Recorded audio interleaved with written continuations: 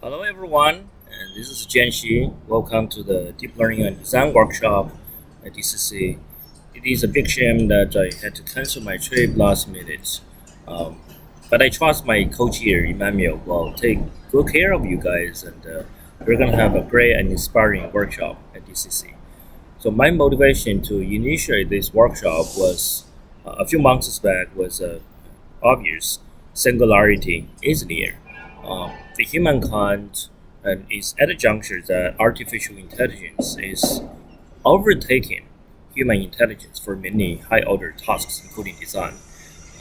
This revolution is largely primarily driven by exponentially growing computing power, together with um, ubiquitous data generation and accessibility, um, as well as many latest innovations in deep neural networks.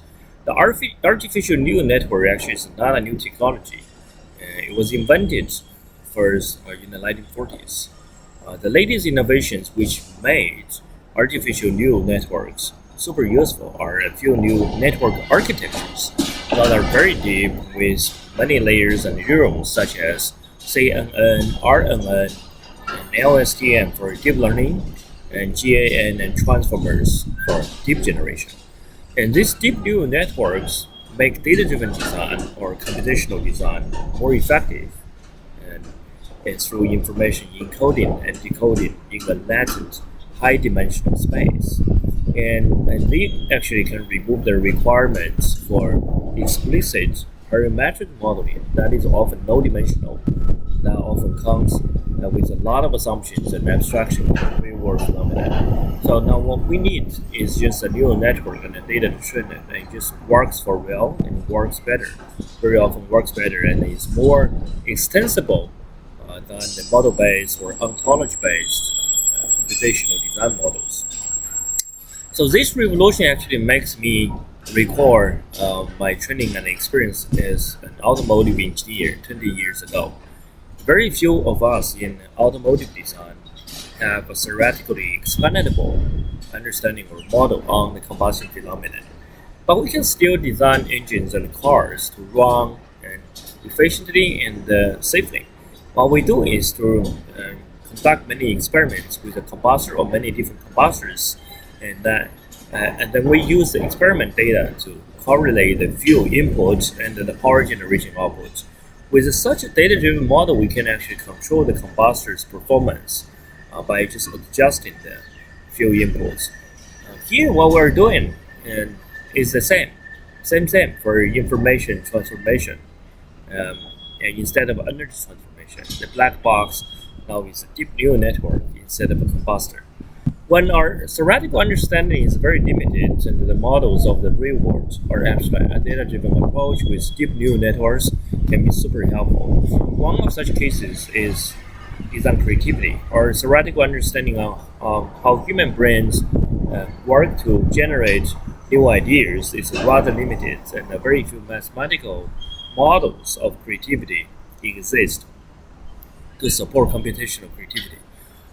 In my latest paper on data-driven innovation with IEEE transactions on engineering management, I argued that um, creative artificial intelligence, or the AI that can do design and innovation, must synthesize both machine learning and machine creation. In this context, I would say deep learning plus deep creation. Therefore, if I could, I would actually propose to upgrade our workshop's title to deep design because design actually requires not only learning but also creation.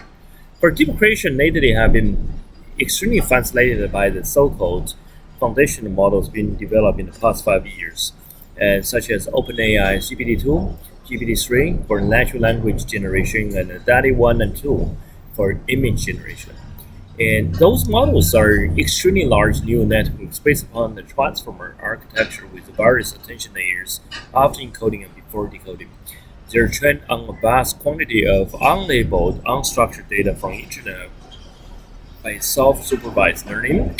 They have demonstrated scary artificial general intelligence that can do a wide range of downstream tasks, much better than those specialized neural networks like CNN, RNN, and LSTM. My team has done many experiments to explore and develop methodologies for fine-tuning the transformer-based foundation models for design concept generation. We have a paper to be presented on Monday at the DCC using GPT-2 for controllable design concept generation. And we have another paper at IDTC in August on using GPT-3 for biologically inspired design. And our results have made myself super excited about the artificial creative intelligence enabled by transformers. The last point I want to make here is deep neural networks are also artifacts. They're designed by people, the human being. In addition to adopting the neural networks designed by computer scientists for design research, we as design researchers should also play our role in the industrial revolution. What we can do is to develop design theory and methodology that can guide the design of deep neural networks to do more and do better. Especially the increasingly powerful artificial intelligence can fail, they can go wrong, they can risk human values.